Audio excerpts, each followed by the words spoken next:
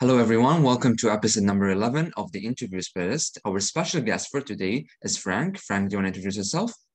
Sure. Thank you very much, Frank Abertzazy. I'm CEO and President of Alpha Core Group. Awesome. So let's start from the very beginning. What high school did you go to? So I went to Leamington District Secondary School in Leamington, Ontario. It's about 45 minutes outside of Windsor. Awesome. And what volunteer and extracurricular experience did you have during your high school, which inspired you to choose business at the university?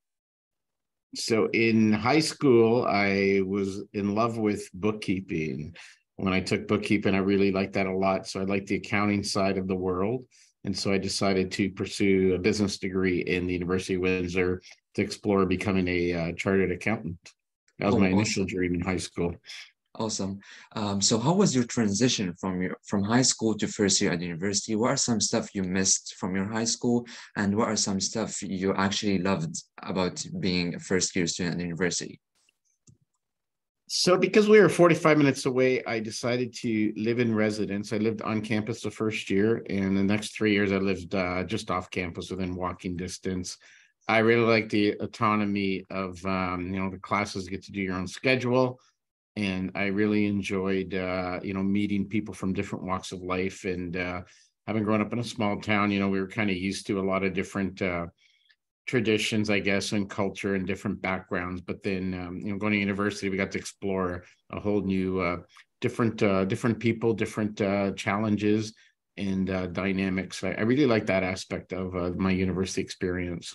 Awesome. And what are some challenges you faced in your first year?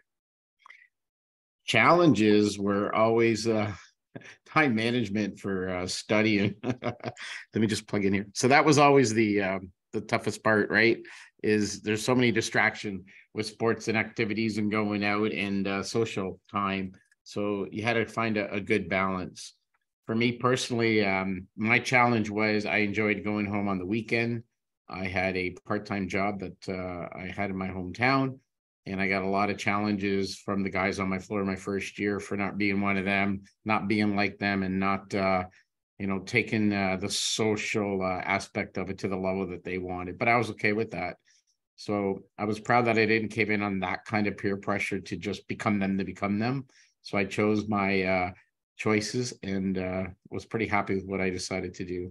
Oh, that's awesome. What are some of your favorite courses in your first year?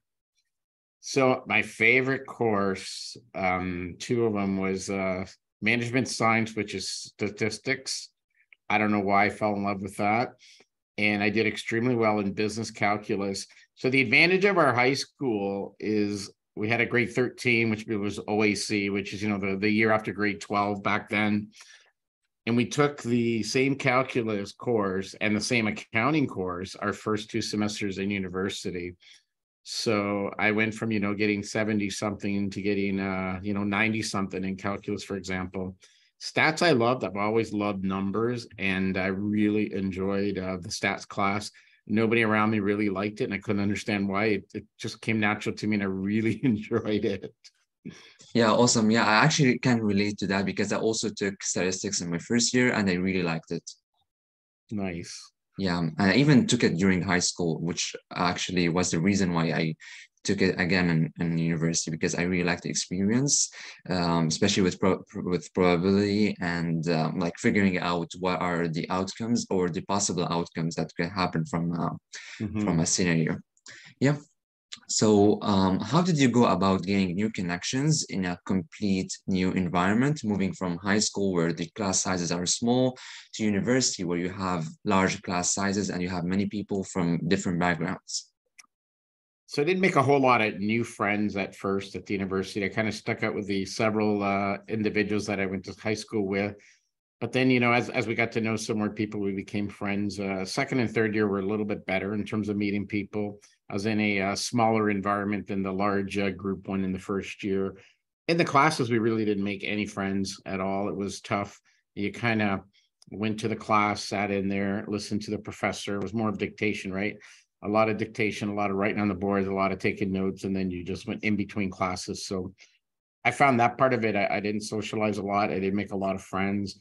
I didn't partake in any sports activities. I didn't I didn't go, kind of ashamed. I didn't go to any out of the 4 years. I didn't go to any university sports, Oh, like not a yeah. hockey game or a basketball game or a volleyball game. And there were, looking back, that's one thing that I wish I had done. And I had at least been socialized in the sporting side of it.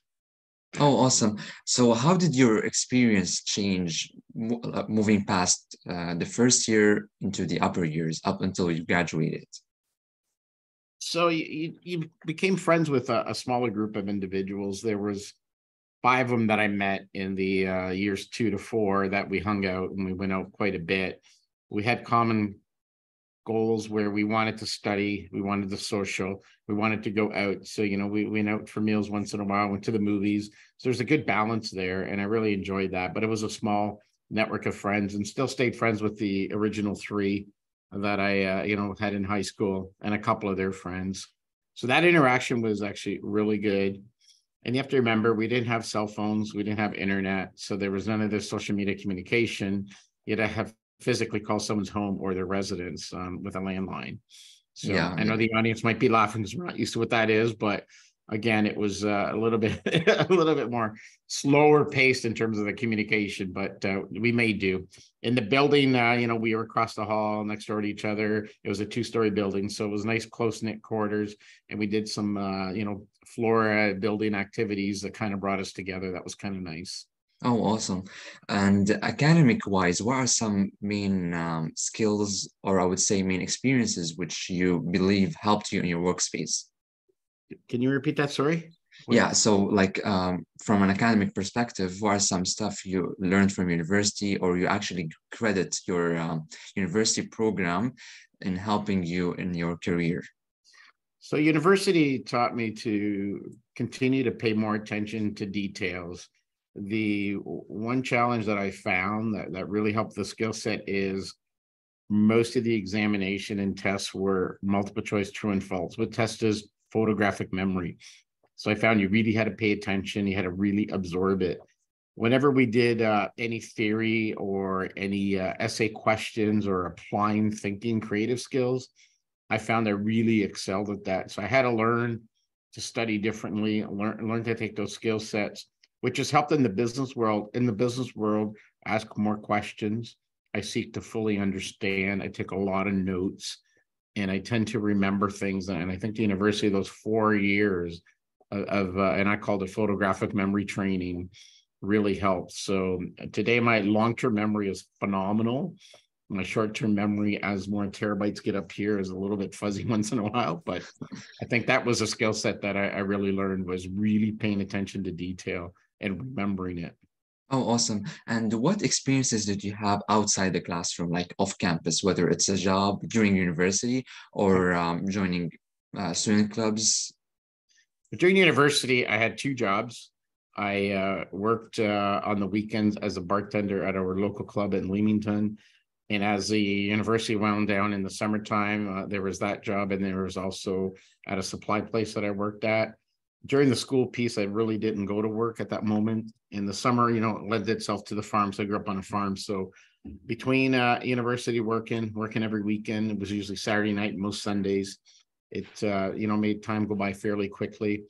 And I found that, I learned to interact with people, communicate. So that was kind of nice outside the university to be able to interact with other individuals and adults to boot. Oh, fantastic. Did you have any side hustles or entrepreneurial projects during university, or were you like actually planning to do something about that? So we had only seat work, classroom work assignments that we did in the marketing class specifically. We had group assignments, which were actually a lot of fun. I take pride in making a bold decision 3/4 of the way through a group project. There were 5 of us that were involved. That's where we met, a couple new students that we didn't know at the time, like new to us in terms of the friendship, that we became friends later. But I made a really bold move and decided to challenge. There was one that was really brainiac in our group that we had met, and he was really leading the pack, and I totally disagreed. And first time in my life that I really spoke up, I voiced my opinion. I convinced the team to switch gears, and the professor came to our team because it was our first week of results, and they said, we're so far ahead of the pack the way we went out of the gate, and no one's going to catch us in this assignment. So I was really excited about that. Oh, awesome. Yeah, awesome. So after you graduated, what was your first place where you were employed, and how was your experience with that? So out of the gate, when I finished my exams, if it was a Thursday, I started Monday. I worked for a company called Epson Canada in IT, and they had 35 computer stores in Canada. The one in Windsor had opened up a couple months before, so I was hired as a salesperson, retail sales. This would have been April of 1988, and we were in the consumer in the retail space, and we were selling home computers to families that were buying their first home computer. So in Windsor, usually mom and dad's, husband and wives came in to buy a computer for their kids for their first family computer. And most of the kids were either late elementary or in high school, and they wanted them to have a computer to help them with their education. And there was no internet at the time. It was a really different, set of software that was bundled with the computers. So I learned with my business degree on how to present conversation, how to present the computer, how to package it. And at first, it always seemed about price. And then I learned quickly that it was more about educating, helping, making people feel good. And so I was able to sell a lot of first-time computer buyers because I asked a lot of questions back to that and showed them that I truly, genuinely, really did care about them and provide them with a solution that they were happy with. Oh, I awesome. will also go on record saying in my entire career in retail, no one ever returned a computer ever, except one time when a company decided to lay off its entire staff 2 days before Christmas. I decided to take back a laptop that this family had spent, a few $1,000s on, and then sold it the very next day to someone else that could use it. So it was brand new. But I took pride on making sure we had the right solution, regardless of which company I worked at, regardless of which product I was selling. Oh, that's awesome. What would you say is the main challenge that you faced in your first job, especially as a first-time salesman, and you are dealing with a product that you have never had experience before with? So being in retail, putting in the showroom, and there were a lot of retail computer companies in the city at the time. None of the box stores existed, such as the Best Buy Future Shops. They just didn't exist. Obviously, we didn't have Amazon or eBay or any of these large corporations. So the biggest challenge was not knowing how to answer a question when it was asked. But I did learn this. The second time the next set of persons come in, I had the answers for them. So I always did my homework. I did my research. And, at the beginning, it was awkward to read from the brochure. What are the specifications of this computer versus this computer? Why is this one more money? Why is this one better? And then Epson, we were known for printers. So we had a lot of printer models that we had to know the specs and feeds and different 9-pin, 24-pin, and was it typewriter letter quality, near letter quality, a lot of different terminology we had to learn on speeds and feeds. And it seemed like everyone that came in after a while asked the same set of questions. So that part, once you did your homework, you had to do your homework. That was the challenge. Do your homework. It's okay to say, and I learned from day one, I really don't know. I'm going to find out and I'm going to call you back with an answer. And that's what I did. So I did call people. They were surprised that I followed through. And I found out early in my career that following up was a key principle to being successful. Oh, nice. And after your first position, what other positions you have held? So when I was at Computer, I had 3 positions actually in a short period of time. So April 88, I was the first sales rep on the floor. I was promoted to store manager 3 months later. And then I got myself promoted to run our superstore. Was a huge super retail store in Mississauga. We were the #1 store in all of Canada, and I managed that store for 9 months.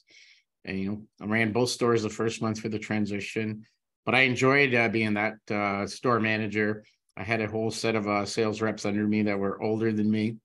I had an actual in-house technician, which I never had in Windsor.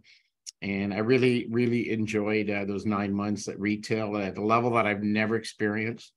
We were doing about a $250,000 a month in single box sales to, again, families with their first home computer. So quite an experience to pack up my bags and go up there at 23 years old.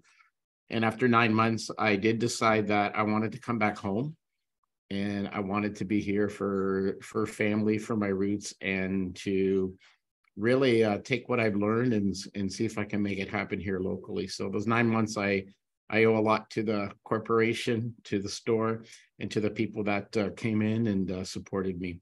I'll also say in Mississauga, where I knew only a couple people in retail, I did get a lot of referrals based on my selling style and the way I loaded up everybody's car and went that extra mile to really ask how they were doing. And I used to call them to follow up to see how the computer was working, which at that time nobody was doing it in our corporation. So I kind of taught the other managers on how to do that across the country. So it's kind of exciting to pass on something that I learned in my own personal travels. Oh, nice. So having been promoted to a manager position in a short time, how did you deal with like having to work in an environment where there are employees who have been working in like in that specific sector before you for, I would say, period for a Yeah. considerable period of time? So how did you deal with that, especially supervising that?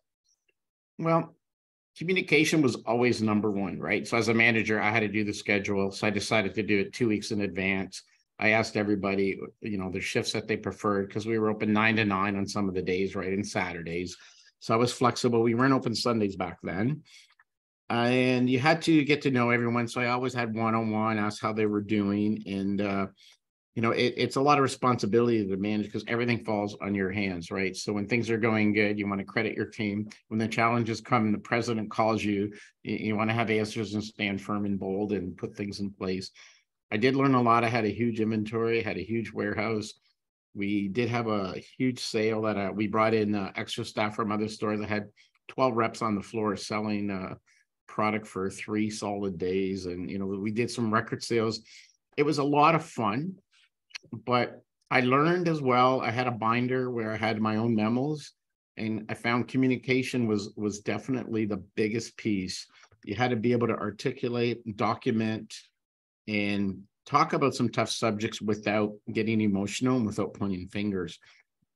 So the corporate bureaucracy and the bureaucratic red tape, if you will, for lack of better words, you had to really learn how to make that work for everybody. And I was pretty good at that. I had a good rapport with head office, had a good rapport with my team, and we had team meetings, which they hadn't heard of before either before I got there. So I was kind of surprised at a few things, but I just brought with what I knew, and really it all came from my degree and experience here in Windsor. Oh, that's awesome. And what other companies did you work at? So after the EPS in Canada, I worked for a company in Windsor. I came back to Windsor, and I worked for Canadian Computer Distributors for 5 years.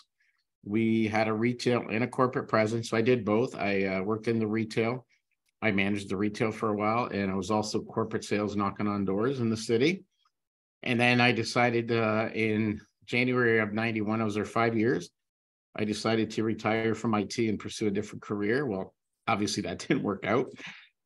My 6 months of retirement ended up with a call from Alpha Core from our past ties. And so Alpha Core was a retail store, joined the company as a corporate rep. And 8 months later, I became a partner and we incorporated. And, 27 years now, the rest is history with Alpha Core. So Oh, those are no. the 3 corporations I worked for in my entire career. Oh, that's nice. So how was your job different at Alpha Core compared to your previous positions and different job titles you had? So at CCD, there was a lot of policies and procedures and things you had to do, quota to meet and specific requirements. And I learned a lot. I really enjoyed it and enjoyed some challenges. It was always about knocking on new doors and drumming up new business. At Alpha Core, I was given full autonomy. I was told we have a retail store. We know the little bit about the corporate market. We'd like you to bring the small medium business to the company. So first time in my career, I was able to do what I wanted to do. There were no questions asked. I was given a blank slate and said, go out and do it. And I did it with my phenomenal partners, the 3 of them. Ali, Sean, and Mazen were there to back me up, support me. So I was able to walk on water and do whatever I wanted to do. They had my back. They made me shine. They did a lot of the behind the scenes, the grunt work, the hard stuff. So I always got to shine in the spotlight and the fun part of it. And they always delivered. I can relate it to when you see a big billboard and you see that sizzling steak and you go on in and you're expecting to get a sizzling steak. Well, I was able to talk about that sizzling steak, and those three were able to deliver it every time. And then the company kind of evolved from there. So I did knock on doors again. I came up with a very creative marketing campaign to reach out to anyone that I knew in the past, making sure I respected all the non-compete, etc. So it was fun to do that. I sat down with legal and learned things that I can do and can't do. And we did it professionally. We did it in a way that really brought a lot of attention to our company. And in the beginning, the media started picking us up. And along the way, the media tended to, cover Alpha Core, do some stories on us. And then some accolades and awards came along the way. So it was really, really exciting to see how the company evolved from a retail store to, where we are today.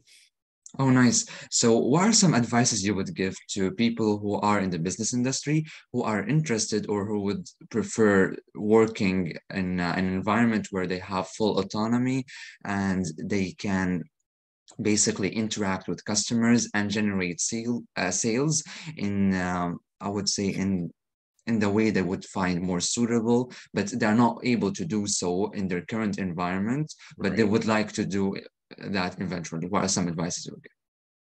So the first thing is you have to determine your core values. Who are you? What do you stand for? So honesty, integrity is really important to me, to the team, to the company, and to clients alike.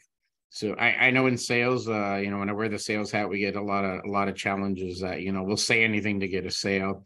My motto is I don't sell anything, people buy, right? So we want to educate you, we want to help you. Companies that have established relationships, we don't walk in that, we're better, we're going to do this, we respect relationships, we're not into breaking them. However, if you're looking for a second opinion, if you're looking for something that your current relationship doesn't provide, we can fill that void, we can help you, we can develop a relationship. Maybe we can take over all the business or just do this part of the business. Respect is another one. People want to be respected, and you have to respect their opinion. If they say no to an appointment, they don't show up to an appointment, they say no to a sale. And I've had sales reps on the other side with me when they're selling on me is, they come up and they're upset and they no, it doesn't work. If I'm not interested, I'm not interested. You need to respect that. And if I say, please don't call me again on your telemarketing prospect list, you have to respect that. So I did that. I crossed a lot of names off my list when I was door knocking, literally door knocking, walking up and down into building. And people said, please, we're happy with our current vendor. And then I left them alone for a year or two, and then, reached out to them again as a cold call.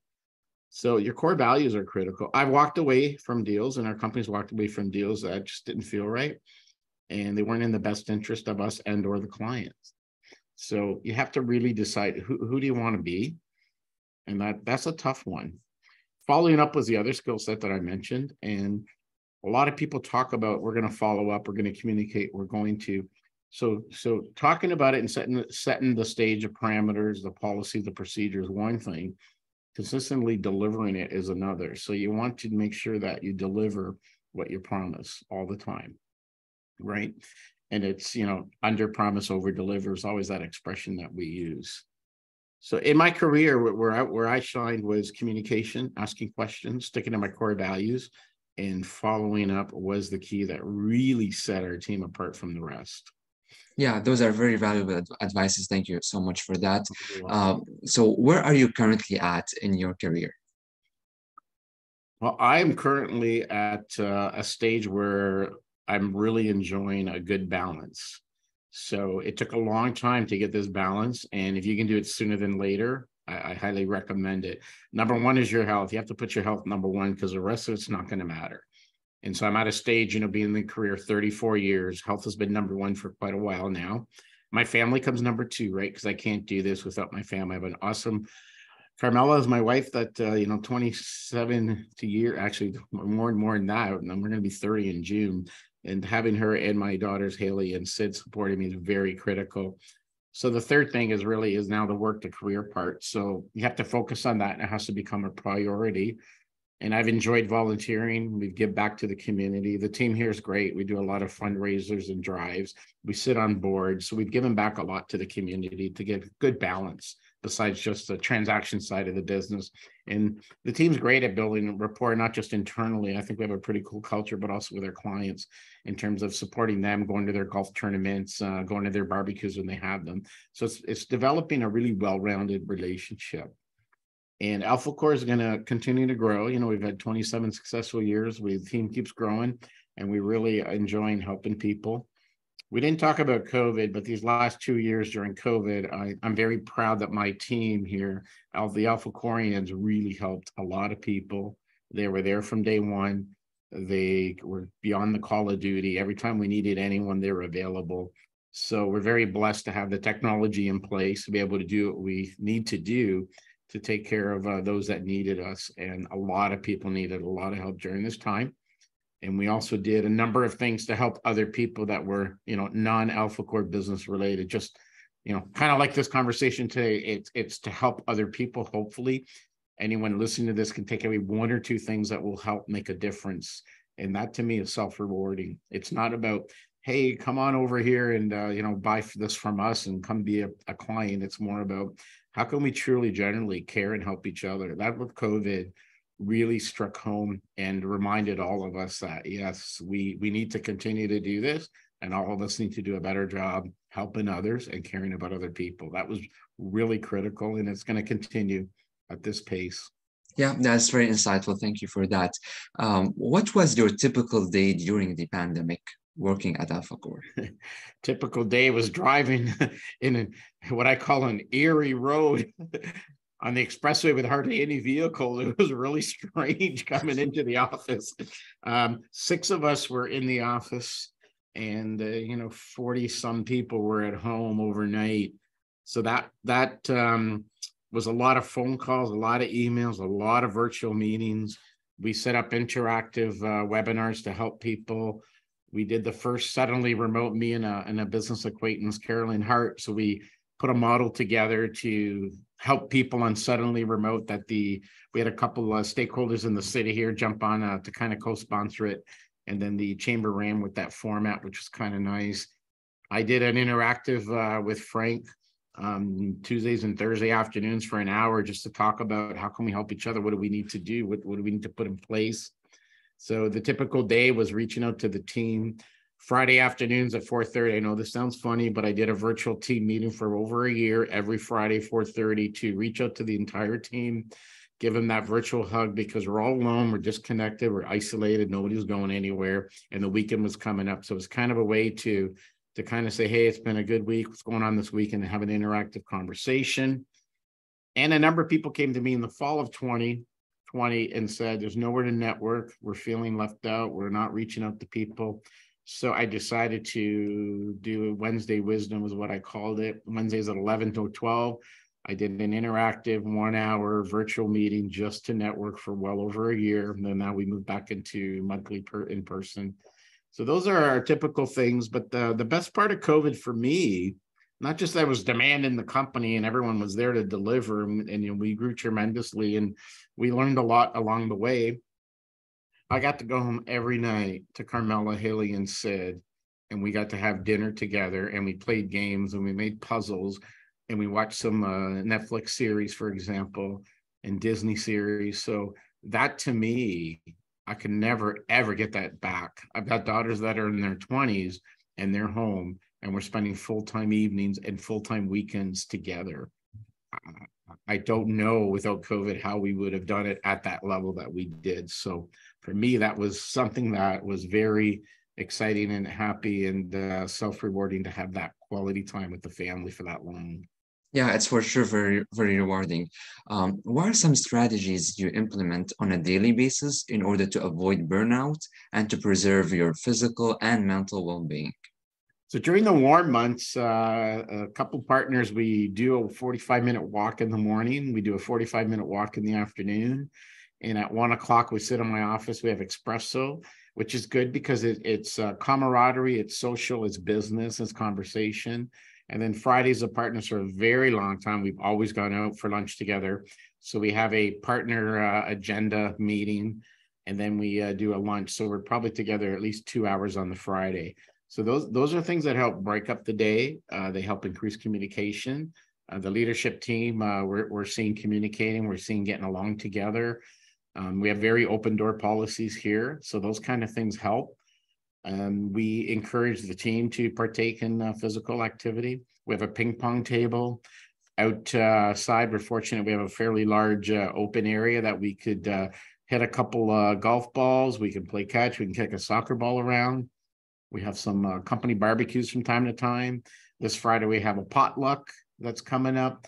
So we're trying to encourage, the team to do things. And it kind of helps, right? You change it up, make it exciting. The staff meetings are now done quarterly.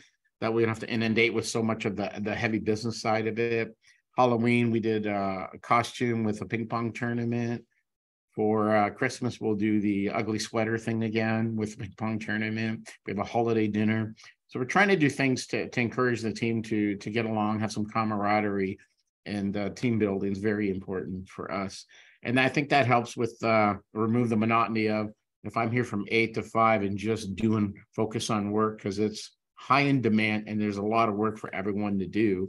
It's nice to have these little breaks, and everyone's entitled to their breaks. Everyone's encouraged to get outside. So again, we've done our best to encourage everyone to get out of their, the dull routine to help, like you said, how to break up the burnout. Mental health, we need to talk about that. That's a critical aspect of it. We brought some experts in. We've had meditation sessions. We've offered massage. We've offered yoga sessions to the team. So again, we're trying to make sure the physical and mental health is intact, and that we're helping each other, and that we're being aware if there's things that we need to do. So we're putting things in place that if you need help, we're here to help. We have experts to help. And again, it's something that, maybe 10 years ago, we didn't even think about it. Back to COVID brought it front and center. It's a issue that all of us need to deal with. Yeah, for sure. That's very fruitful that you are incorporating physical and social events at Alpha Core, which I would say make the sales team a very well-rounded, provide them with a very well-rounded environment where they are being coached, they are being taught new skills, and at the same time, they are being encouraged to focus on other areas, which help them thrive at work. Yeah. Yeah, awesome. Thank you so much for your time. And it was a pleasure having you as a guest speaker on my channel. My pleasure. Thank you so much for having me, and I appreciate it. Hopefully someone can take something away from the conversation. Thank you. Thank All you. right.